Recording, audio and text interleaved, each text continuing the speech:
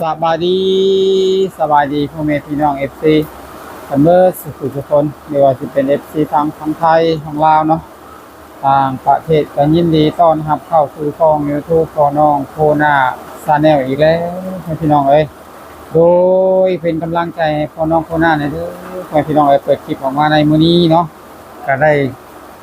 ซ่อมรถให้พี่น้องเอ้ยเด้อว่ารถเทอีกแล้วพี่น้องเอ้ยเพราะว่าพ่อน้องโคนานี่นำเดินทางมาว่าสิมาถ่ายทำคลิปทางบ้านของแต้ของเฮาพ่อพี่น้องไปบ่ฮอดจอดบ่ถึงแล้วพ่อพี่น้องมื้อนี้เนาะเพราะว่ารถเสียสะก่อนพ่อพี่น้องมื้อนี้ทางสร้างเพิ่นกำลังออกหลายพ่อพี่น้องลายออกเกือบเบิดแล้วพ่อพี่น้องว่าทางเครื่องในเครื่องยนต์ทางในพุ่นเนาะทางสร้างเพิ่นนี่ก็ได้มากออกมื้อนี้บ่ฮู้ว่าสิเมื่อได้บ่พ่อพี่น้องฝนก็ตกเนาะโดยคุณหน้าพ่อพี่น้องฝนตกแห้งพ่อพี่น้องตอนนี้ก็เสียงกำลังคึกคืนพ่อพี่น้องพ่อน้องคุณหน้าก็ได้นั่งพักผ่อนหรือว่านั่งท่ารถพ่อพี่น้องตั้งแต่เที่ยงวันพ่อพี่น้องตอนนี้ก็เวลาก็4 โมงแล้วพ่อพี่น้องเนาะ4 โมงเย็นแล้วเนาะบ่ฮู้ว่าสิได้บ่พ่อพี่น้องรถมื้อนี้ถ้าบ่ได้เนาะก็สิได้ย่างกลับพ่อพี่น้องกลับก็หลายกิโลอยู่พ่อพี่น้องเนาะเพราะว่าตอนนี้ก็พ่อน้องคนหน้าก็นั่งอยู่บ้านคอนเต้พ่อพี่น้องหรือว่านั่งอยู่ห้างซ่อมรถบ้านคอนเต้พ่อพี่น้องรถก็บ่ฮู้ว่าสาเหตุหยังพ่อพี่น้องวันก่อนเนาะก็อีก 2-3 มื้อผ่านมาพ่อพี่น้องพอน้องคนหน้าก็ได้เอาไปให้น้องเวียดเพิ่นซ่อมให้เนาะซ่อมมาขี่ได้2 มื้อ 3 มื้อพ่อพี่น้องเป็นอาการอันเก่าอีกพ่อพี่น้องบ่ฮู้ว่า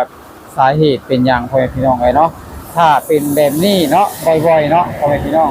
พอน้องคนหน้านี่ก็บ่ฮู้ว่าสิได้ไปต่อบ่เนาะเพราะว่ารถนี่ก็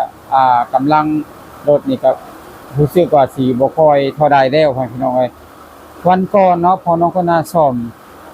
อยู่ห้านเวียดพี่น้องเป็นเงินกีบเนาะแล้วก็มีจำนวนอยู่1,50,000 กีบพี่น้องก็ตกเป็นเงินบาทเนาะเงินไทยก็1,000 กว่าบาทพี่น้องแต่บ่ฮู้มื้อนี้ก็บ่ฮู้ว่าสิเท่าใดพี่น้องเพลงเนาะพอน้องคนน่าก็บ่มีเงินสู่ต่อแล้วพี่น้องสิได้หยุดจบจังไปก่อนเนาะเพราะว่าหาเงินบ่ทันพี่น้องเพราะว่ารถนี้ก็เสียเรื่อยหรือว่าเสียบ่อยเป็นภาษาไทยเนาะโดยตอนนี้ก็พอน้องคนน่าก็ได้ถ่ายทำให้พ่อแม่พี่น้องได้รับชมกันแล้วพี่น้องให้พี่น้องนะรับชมรับฟังกันเนาะโดยตอนนี้ก็ทางสร้างเพิ่นเอาพี่น้องทั้งม่างออกเบิดพี่น้องปรับขออนุญาตปรับกล้องเป็นข้างหลังเด้อพ่อแม่พี่น้องโดยโคหน้าก็ได้นั่งพักผ่อนหรือว่าถ้าให้สร้างซ่อมรถพ่อพี่น้องได้เสร็จเนาะตอนนี้ก็ฝนตกแห้งพ่อพี่น้องทางลมทางฝนเนาะโดยตัวนี้ก็เข้ากับบรรยากาศเลยพ่อพี่น้องพอน้องโคหน้าก็เสียพ่อพี่น้องเนาะเพื่อทางสร้างมันก็มากออกเบิดออกคัดของในพ่อพี่น้องท่านก้อนนี่ก็มากออกเกือบเบิดในพี่น้องตอนนี้ก็มีก็มากอีกพี่น้องก็บ่รู้ว่าสาเหตุทางสร้างเพิ่นบอกว่าส่วนน้อยตกข้างในพี่น้อง2 มื้อ 3 มื้อผ่านมาเนาะพอน้องคนหน้าก็ซ่อมไปเบิด1,000 กว่าบาทพี่น้องหรือว่าเบิดล้าน1ล้านกับ50,000 กีบพี่น้องเนาะซ่อมไปแล้วพี่น้องถ้าเป็นแบบนี้เรื่อยๆเนาะพอน้องคนหน้าก็บ่มีเงินสิจ่ายแล้วพี่น้องเพราะว่ารถนี่มันก็ลดลงเรื่อยๆเบิ่งเนาะมันก็กินแต่เงินเฮาพี่น้องตอนนี้ก็บ่ฮู้ว่าสิได้บ่พี่น้องมื้อนี้เนาะโดยทางสร้างเพิ่นก็ซ่อมให้อย่างเต็มที่เลยเร่งด่วนคือกันพี่น้องเพราะว่าฟ้าฝนกำลังลงพี่น้องแต่เว้นก็ค่อยค่ำลงแดงพี่น้องโดยเป็นจังได๋ก็พอน้องคนหน้าก็สิได้นั่งรอคอยอีกคือเก่านั่นแหละพี่น้องเพราะว่ารถคันนี้เนาะรถพอน้องคนหน้านี่ก็เป็นเรื่อยพี่น้องปีนึงนี่ก็บ่ว่าสิซ่อมหลายคนคือกันพี่น้องมันล่อไปแต่ละที1,000 กว่าบาท 2,000 พี่น้องโดยบ่ฮู้ว่าเป็น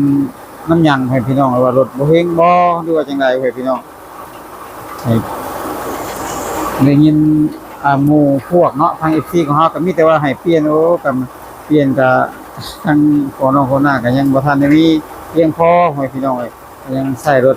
เก่าๆหรือว่ารถ อันนี้ไปก่อนพ่อแม่พี่น้องเนาะโดยที่ว่าถูกขั้นมันบ่ดีบ่รถนี่คือเสียไว้แท้ประมาณนี้นะ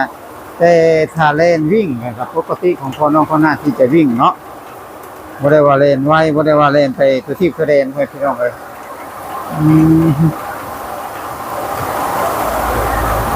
ทางสร้างเพิ่นก็งมอย่างเร่งด่วนเลยพ่อแม่พี่น้องเนาะโดยตอนนี้ก็ไปเบิ่งทางอากาศของฝนตกพ่อแม่พี่น้องเอ้ยรู้ว่าพ่อน้องเขาหน้านี่สิกลับบ้านได้บ่เนาะพ่อแม่พี่น้องเนาะโดยแต่พอน้องเขาหน้านี่ก็รู้สึกว่าจะเสียเวลานำรถคันนี้มาหลายรอบหลายหนพ่อแม่พี่น้องเอ้ยอยากจะเปลี่ยนเนาะเพราะว่ามันก็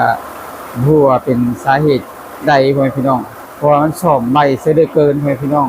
พอน้องคนหน้าเคยซื้อมาคันเด็กๆเนาะใส่ทนทานแต่พอน้องหน้าติดซาดิ้งไปแล้วพ่อพี่น้องนี่ก็เลยอยากได้รถคันใหม่อยากได้เอามานี่ตั้งแต่ซื้อมาแล้วพ่อพี่น้องก็ได้ซ่อมเป็นประจำพ่อพี่น้องเลยเนาะซ่อมแต่ละเทื่อมีแต่บาทนักๆพ่อพี่น้องเลยสำหรับเขาที่บ่มีเงินเนาะพันกว่าบาทนี่ก็ถือว่านักแล้วพ่อพี่น้องเลยใช้เงินแต่เงินยี่ก็6-7 แสนกีบพ่อพี่น้องเลยพันกว่าบาทเนาะวันก่อนพ่อน้องโคหน้าซ่อมอยู่ห้างน้องเวียดอยู่บ้านโคกใหญ่เนาะ1 ล้านกับ50,000กีบพี่น้องค่าอันนี้1 ล้านกับ50,000กีบรวมก็เป็น2 ล้านกับ1 แสนกีบพี่น้องเอ้ยโอ้บ่ว่าสิเอาเงินที่ใส่มาจ่ายมาเสียให้เนาะพี่น้องโดย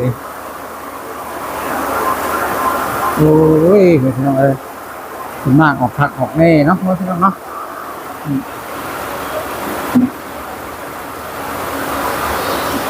มู่ว่าสิเมื่อไรว่าพี่น้องเอ้ยมันฝนก็ตกอีกพุ่นน่ะโอ้ยเข้าก็หิวเข้าอีกพี่น้องเอ้ยตอนนี้ก็เวลาก็4 โมงเย็นกว่าๆแล้วพี่น้องเอ้ย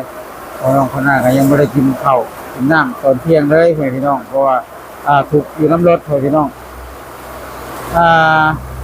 เห็นมาจากที่ว่าห่างจากห้างรถพี่น้องห้างสอนเนาะก็อยู่ประมาณ2 กิโลได้พี่น้องเลยเนาะเพราะว่ามี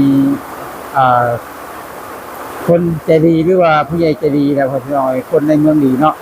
ซอยยันมาหอยพี่น้อยยันมาแต่พี่น้อยมีคนในเมืองดีซอยพอน้องคนหน้าไว้เนาะเพิ่นบ่มาซอยเนาะพอน้องคนหน้าก็บ่รู้ว่าสิทิ่มรถที่ใส่เมื่อยเข็นให้พี่น้องเพราะว่ารถที่เข็นได้มันก็สิยากพี่น้องมันก็สิหนักมันก็สิเมื่อยเนาะโดยเข็นรถเข็นขึ้นโน้นพี่น้องถ้ามันก็เป็นตมเป็นโคนเนี่ยมันเลยลำบากพี่น้องเลยเนาะโดยอาจารย์ใดก็เป็นกำลังใจให้พ่อน้องหน้าในเด้อทางเอฟซีของเราเนาะถ้าพ่อแม่พี่น้องท่านใดเนาะสนใจเนาะอยากจะช่วยเหลือหรือว่าจังใดพี่น้องเลย